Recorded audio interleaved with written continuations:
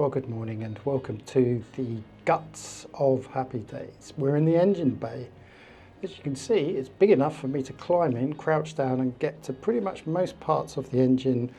A major issue has been water in the fuel. Now bear in mind, Happy Days sat in a marina for many years, and in fact for the last year wasn't really used. She was however delivered down here. If you remember, we explained that she got from Ripon down to here. To be honest, I don't know how Jan and Vivian were able to do it, because by the time we got here and we inspected the water separator filters on the engine, it was more water than fuel. We're going to come on to that shortly, because what I wanted to show you today was the process that we went through for cleaning the fuel tanks and getting rid of the water. It was an expensive and a long process, but in a way I'm kind of glad that we've done it. Just before we begin our adventures on Happy Days, I wanted to make sure that that was sorted.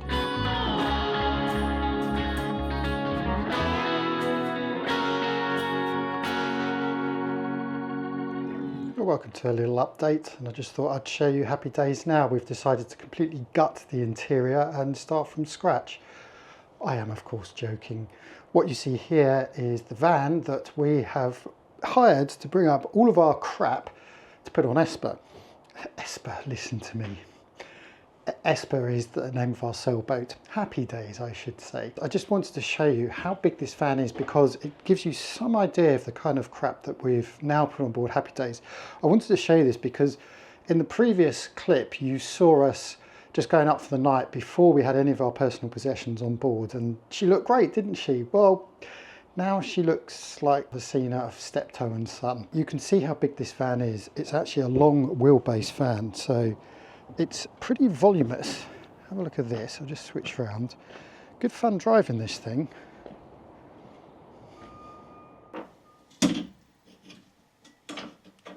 Okay, on board Happy Days. So just thought we'd show you this just so you can see what we're contending with here. Now bear in mind, this is 20 years worth of stuff held in a lockup, which we sort of forgot about really while we were on Esper. Now that we're back in the UK, there's no hiding from it. We need to deal with it. So this is what we're doing. And as you can see, my assistant here in her overalls. I know you haven't got your overalls on. It's not closed. Just first of all, tell us about the fire. Oh, the fire. I am the fire starter. I've now worked out exactly how to build it properly, which I could do anyway, but it kept getting bigger and bigger and just burning through. But yesterday, gave it a complete overhaul, serviced it, changed the ropes in the doors, and now it is burning really well. It's burning slowly. You've just seen it's roaring at the moment because I had to remake it, and it had embers this morning, so just had to spark those embers and off we go again. Very happy about that. Yeah, I was still up at gone midnight, and the fire was burning lovely, and then this morning there was just a few embers left still alight, which is great. But anyway, you just got a glimpse then of the interior, and we'll show you what we've done here. Now we've actually done quite a good job of tidying up the saloon. We've built Liz's desk. This is her art table where she's going to be writing her book, which we'll tell you more about, and also continuing with her beautiful watercolours. If you haven't seen them, go and check them out on Facebook. I think the book's going to take priority, because I have to get a book. I've got a year to write it, so I need to get. I've been approached by Bloomsbury to write a book, so doing that now, and maybe now and again I'll try and get some art in. But this table will be great. It's my little workstation. You've got yours behind you, haven't you? Yep. So this is what we're contending with. Box after box after box. Look at this. It goes all the way through into the bedroom. Look at that. That's just ridiculous. Now a lot of this, in fact most of it, we're going to be eBaying. We're going to be either giving away to anyone local or eBaying. You won't know this, but there was a period in my life when I was obsessed with Rupert Bear. Believe it or not. I have some very old annuals. I've got loads and loads of annuals. Some of the oldest Rupert Bear annuals. And I'm hoping I might get a bit of cash for those. But yes, more crap, more crap, more crap. This is our job at the moment. We've got to tend to all of this before we can do anything else. Anyway, there's a quick update. We'll have something a bit more interesting for you in the next clip, hopefully.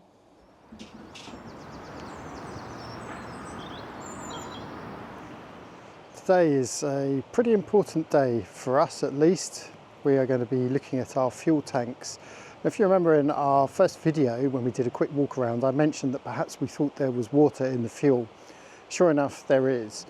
So what happened was we tried to start the engine, we couldn't, so we actually used our insurance cover that we have that allows us to do call outs in case of breakdown.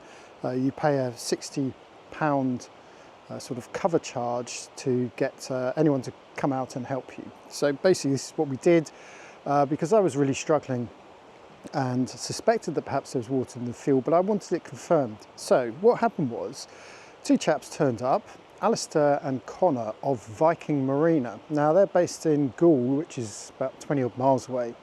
They popped down and sure enough, they couldn't start the engine either. And we had a look at one of the fuel filters and it was full of water. So they're coming back today and this is today's operation. The idea is that they have pump equipment that allows them to fully pump out the fuel tanks and actually cycle the fuel through a filtration system which will extract the water. So that's what they're going to do this morning. Now I spoke to Alistair yesterday. He said that their first plan is to just take out about 50 litres just to try and get as much water out as possible. We are then going to push Happy Days down onto the fuel pontoon. Now fortunately for us, the fuel pontoon is literally, it's just after there, it's just in there, that gap there. So we're going to drop Happy Days back, fill her up with fresh fuel and then continue the filtration process.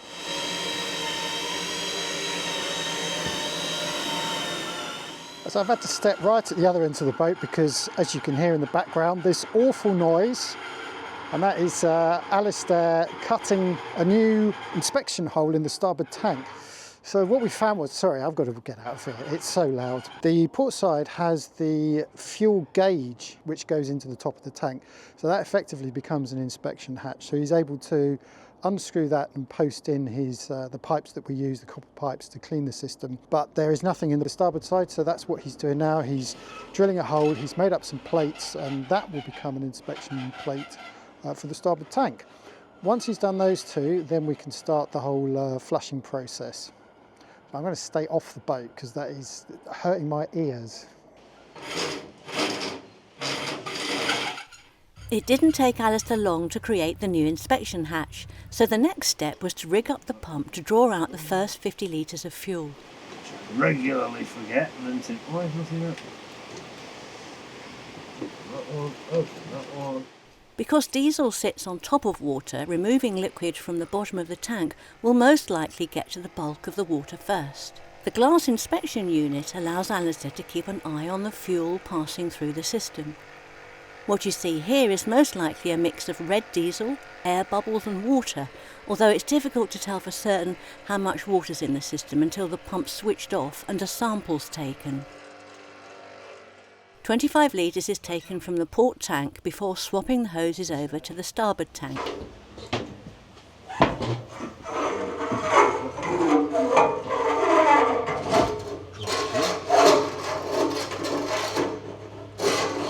There. Do the same.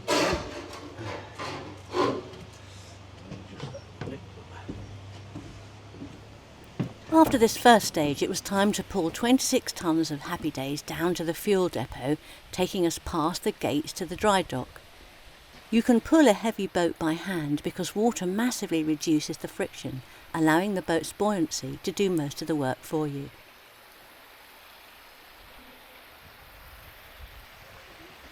Matt from the marina and our neighbour Kim came to assist getting past the slip, occupied by a sorry-looking cruiser. Well caught. Well, you've done it about 1,000 times, love. So we used to have to catch them going into the marina, Ned. Throw them. Quite that, isn't it? Yeah, I got pretty strong muscle from doing that. And you've got your front rope there already, you see, but when you go back, you're a lot easier. Yeah, so messing around there, wasn't it? Yeah.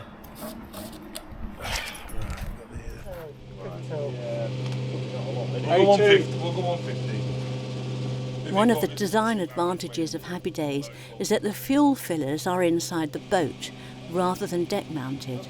This helps prevent unwanted tampering. However, it did make inserting the fuel nozzle a bit more of a challenge. Why do people put them there like that? Just to annoy you. Jamie, you ready? With full tanks, we dragged Happy Days back to her berth, where the long process of cycling 360 litres of diesel began.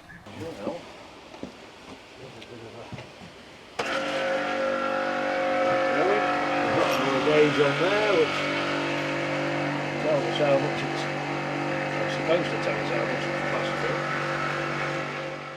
Alistair estimates that around 1,000 litres is passed through the 4 water filters.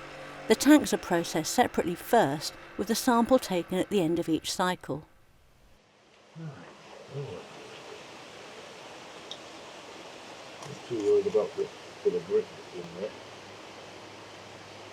That's just the filter doing its thing, catching the grit.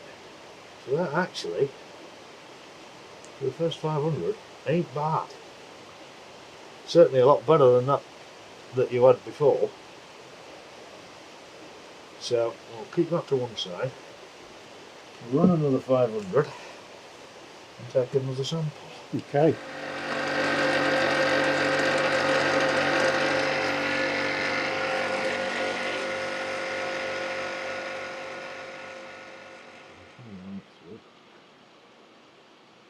That's obviously had a bit of time to settle, so Right.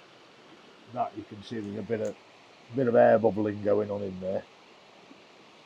Bit of fizziness. But actually, colour wise, that ain't bad. There's a lot of soap there. So that's all rust and detritus off the bottom of your tank. Colour wise, I'm not unhappy with that one. I think we managed to get most of the water by taking that out. So I think what we'll do is pitch that into that thing and keep that as a tester. We'll run it for a bit longer, and then we'll put one pipe into the other tank, flow it through the whole lot for another half an hour or so. I think we can safely say that your tank's pretty good to go. Good stuff. Which is good. After completing 2 cycles for each tank and 1 with the tanks combined, it was time to take off the fuel filters. Prepare to be shocked. That said, there's some slimy, nasty stuff with it. Oh, there you go. Wow. No wonder she didn't want to run. Yep. So what I'll do That's a lot of sludge. is we'll get rid of that. There. Like that. Oh yeah, that's like soup. That is like soup. And that is mostly water and silk buildup. Let's have a look at this then. Because that's all what's come out of it.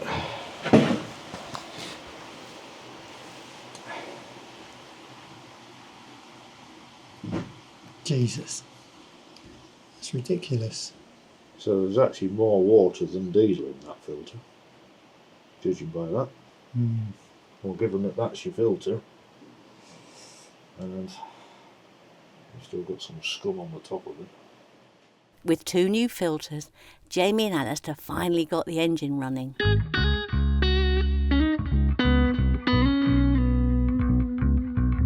Right, quick engine update. Why am I taking this shot from the side of the boat? I just thought I'd give you a little glimpse of this balmy morning.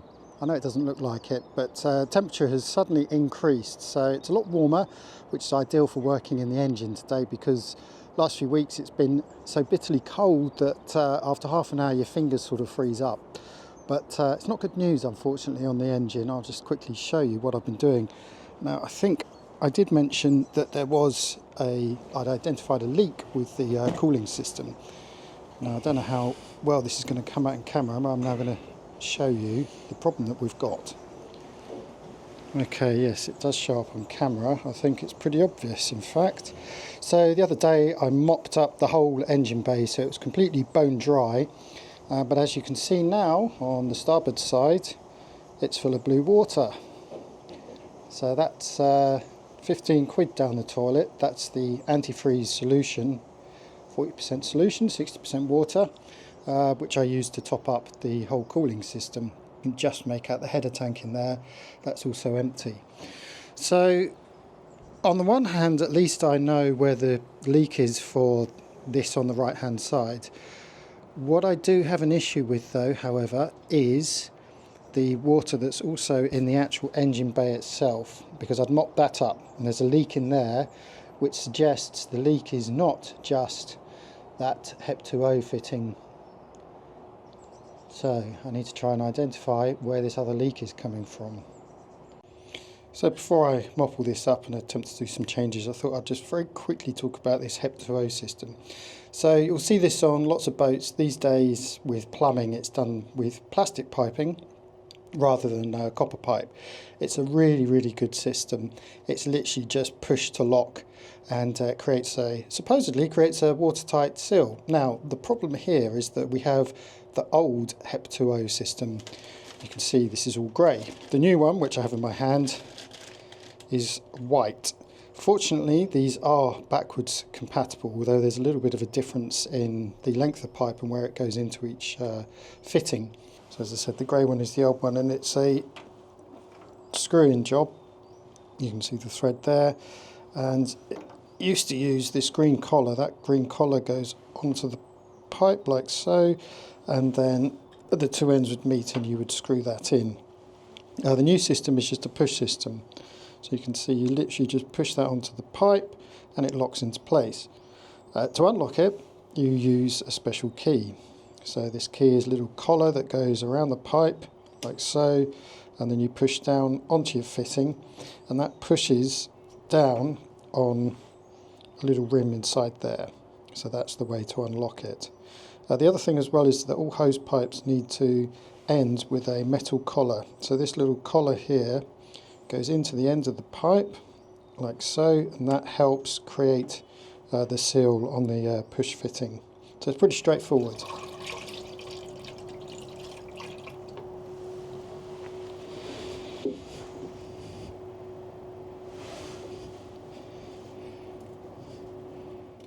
So what I was doing there was just starting off with plain water just to get some water in the system, and then checking for leaks before then putting in the antifreeze mix after that, because obviously I didn't want to put the antifreeze mix in straight away from empty to find that there's still a leak and waste antifreeze. So I was measuring it out, and it's at the same ratio of 40% antifreeze and 60% water. And now I've filled up the cooling system. I've now just got to top up the header tank and really just leave it and see what happens. I don't really want to start running the engine yet. I just want to check to see if there's any leaks before running the engine. And finally I was able to identify that drip that was filling up the engine bilge just by shoving my phone underneath one of the hoses of the cooling system, and was able to see that one of the Jubilee clips or the hose clamps was a little bit loose, which goes to prove that you should always check your fittings on your engine regularly.